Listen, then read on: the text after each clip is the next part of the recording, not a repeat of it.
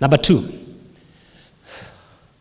we need to finish strong in our relationships. We need to finish strong in our relationships.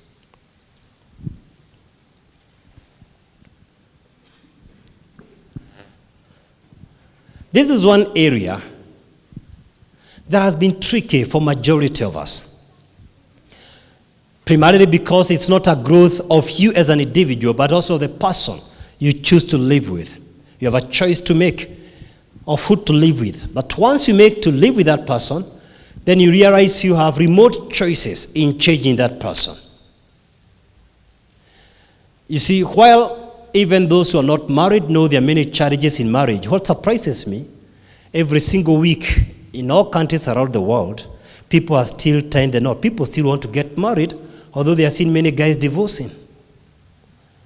That tells you, where we may want others to believe we are comfortable being all alone, deep down our heart there's a stronger desire to live with others. I know there are some of us here who've told their girlfriends they prefer their space. But in the private of a moment, that single lady knows she would rather have someone occupy that space. There is something in us that requires someone else. You see, in the creation story, we see Adam lonely.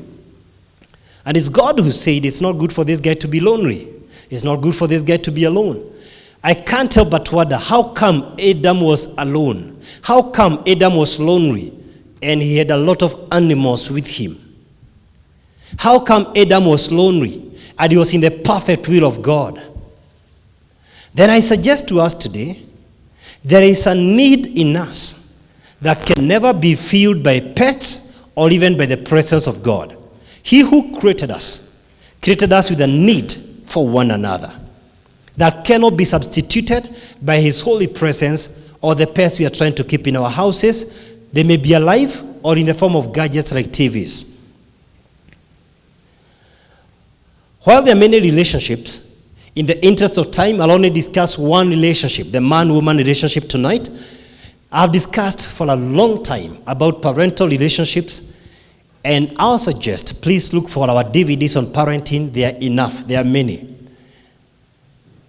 And we have been doing special meetings, like for single ladies, and we are going to do another one coming here for different groups of people. So allow me just to give some 8 suggestions tonight about man-woman relationships. Number 1, to finish strong in our relationships. Number 1, recognize no marriage is put.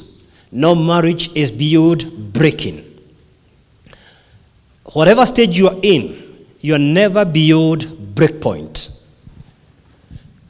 John Gottman, perhaps the most respected researcher matters marriage, suggests there are 2 times and reasons for divorce, mainly.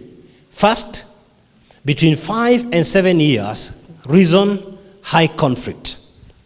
The second occasion, between 10 and 12 years, reason loss of intimacy and connection. But then he concludes, what is important is to realize that you've got to put inputs the same way you did long before you got married.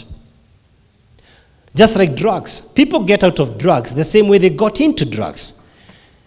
People got into drugs, number 1 reason is because there was someone who introduced them to drugs.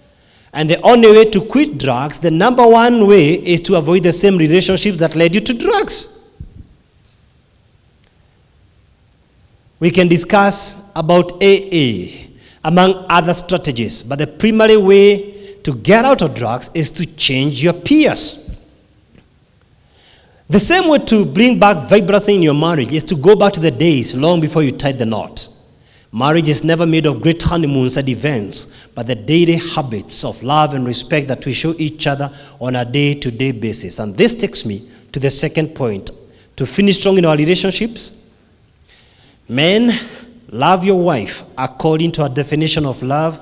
Women, love your husbands, respect your husbands according to their definition of respect. Let me say that one more time.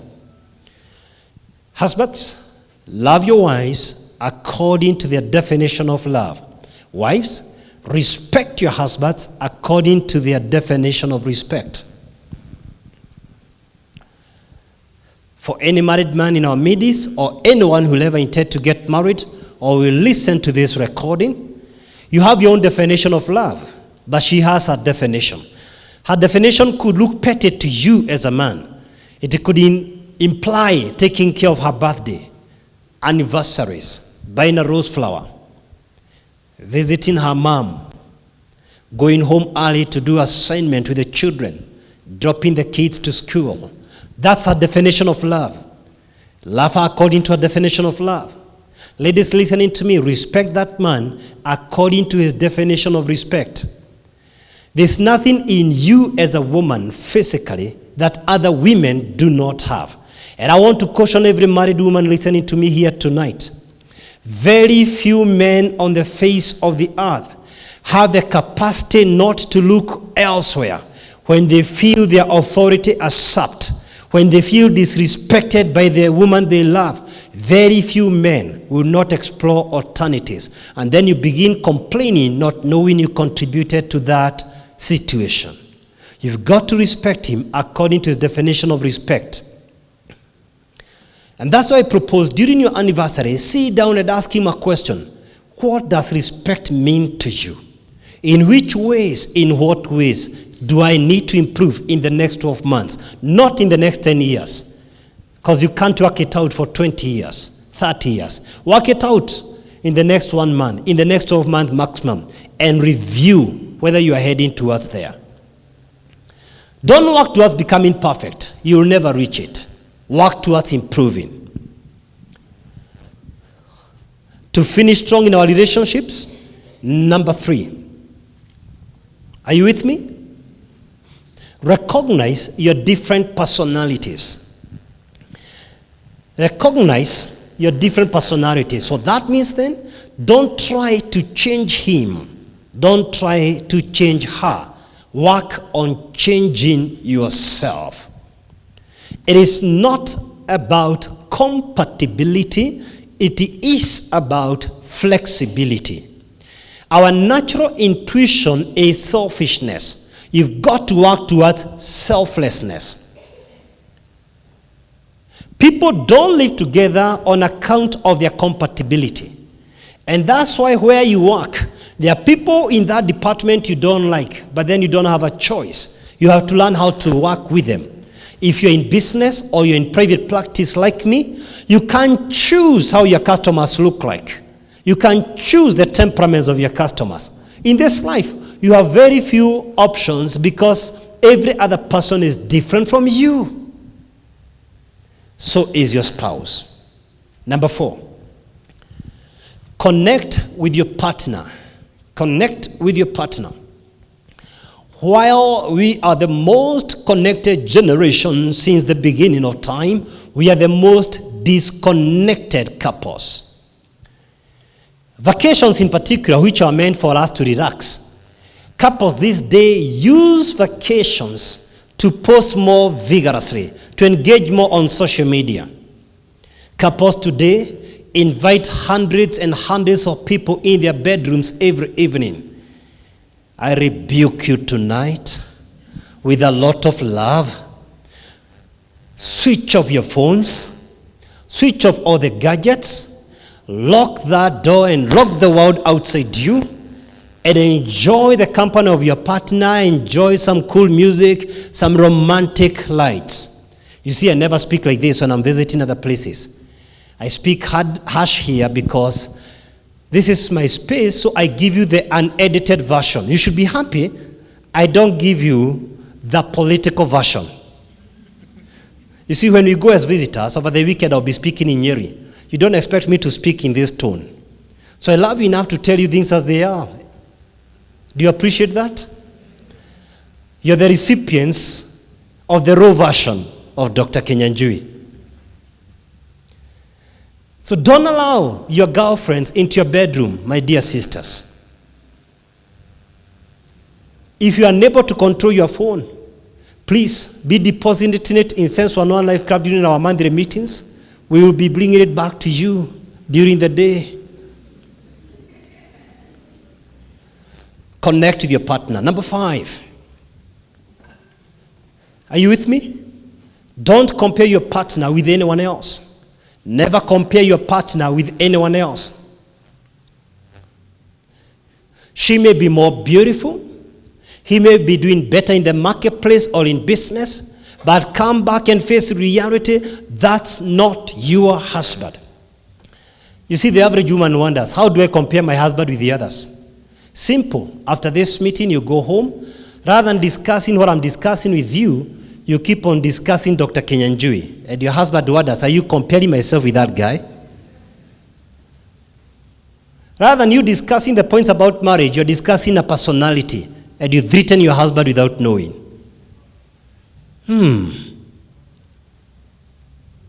You don't like being compared how you're beautiful with another girl. So don't compare your man's performance in the marketplace with any other man. Am I communicating? Number 6. Learn to solve issues amicably. Don't blow things out of proportion. Don't create a mountain out of a molehill. Don't discuss who is right. Discuss what is right.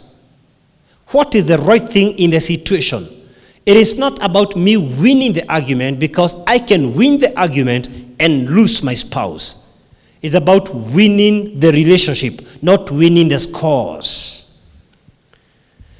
Number 7, look for a social support group. Look for a social support group. While we are different, and because of our differences, all marriages are dynamic, I can tell you for a fact, issues are the same. Whether this is a wedding done in Japan, in Kenya, in Southern Sudan, people are basically the same. We may have a few issues varying here and there, but issues are not so different. You've got to be careful. If you're joining a social support system, be absolutely convinced that that system is in your best interest. You're not trying to join a team of whiners and gossipers. It is a team of objective people. This is the essence of Sense 101 Life Club Cruise. We form smaller groups that we call crews, so that we may cruise through life together, so that we may be vulnerable to one another and unmask issues that cannot be done from this platform. Number 8, and the last one. Don't look for perfection.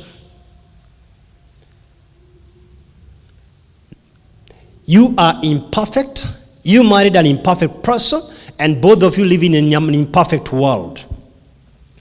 So manage your expectations. You see, disappointment is a gap between expectation and reality.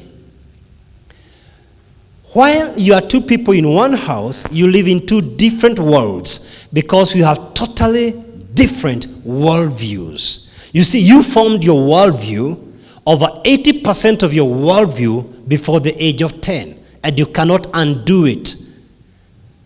There is no undo button in real life. It only exists in your computer. There is no ideal person except the one in your mind. So manage your expectations, know what to overlook. What you praise is more likely to flourish than what you condemn. You see, one of the reasons we deeply admire President Obama, and not just in Kenya, but in many nations around the world, he has more people who admire him than those who don't, is because despite reaching the top in his career, he has fronted himself as a balanced person in terms of his health, in terms of his family, in terms of everything we discuss in our pillar, the 5 things I'm going to discuss tonight. He comes out strong. We have seen presidents who ruined families. We have seen people reach the top in business, but they have ruined too many relationships. So they're not good role models. I think we need to appreciate people we see when they are still alive, like President Barack Obama. We need to finish strong. Number 3. Are you with me? In our careers. We need to finish strong in our careers. Is it possible to start strong in your career and finish weak. I want to share with you two contrasting stories from two different countries. One who started strong and finished weak, and one who started weak and finished strong. At the time of his death, Chef Bernard Lozo was the only chef in the whole of France to have traded in the stock market. He established 3 eateries in Paris. He got 3 of the highest honors of that government on 3 different occasions, 1986, 94, and 2002. He received the most coveted rating, 3-star rating by Michelin Guide that any restaurant could ever receive there. He introduced a chain of frozen foods and wrote numerous books. You see, his fanatic attention to details, frenetic work ethic, earned him, or rather propelled him to the top of his profession, and earned him a loyal and knowledgeable but unforgiving and demanding clientele. Reading a newspaper one morning, and there were hints that he's going to lose his 3-star rating, he committed suicide by firearm. He finished weak because of living for the approval of others. And that's why you should never look for the approval of anything except doing your very best to finish strong. You've got to focus on your very best. Your best might not be someone else's best, but focus on your very best. Compare that story with the story of Abraham Lincoln. Much has been said and written about this great president, and I don't want to labor you with too many stories, but let me just give you some key highlights between 1830 and 1860 in his political life. First, he lost his job, tried his hard in business and failed, was declared a bankrupt. Tried to run for the office, elective office, in the local legislature, that is the local assembly at Illinois, failed the first attempt, passed on the second attempt, failed to recapture renomination. He lost his sweetheart, got a nervous breakdown. After recuperating, he attempted to run for the Speaker of the Illinois legislature and failed. But then he decided to cast his nets deeper, and he decided to try the Congress of the U.S. Failed the first attempt, passed on the second attempt, failed to recapture the third attempt. Went back home to look for a job, but then he was rejected when he applied for a job as a lad officer. But then he decided to try a bigger goal, to run for the U.S. Senate, and he failed on 2 attempts. Then he decided to project further, to run for the office of the vice president. Once again, he failed. But in 1860, he was elected at the POTUS. And you know, the amazing thing is this, almost all records point the fact that he is by far the most popular president America has ever had. One of his most popular quotations that I quote tonight, "I do the very best I know how, and the very best I can, and I intend to do it. I mean to keep doing it until the very end." And I think in my view, this is the fabric, the spirit, the heart of finishing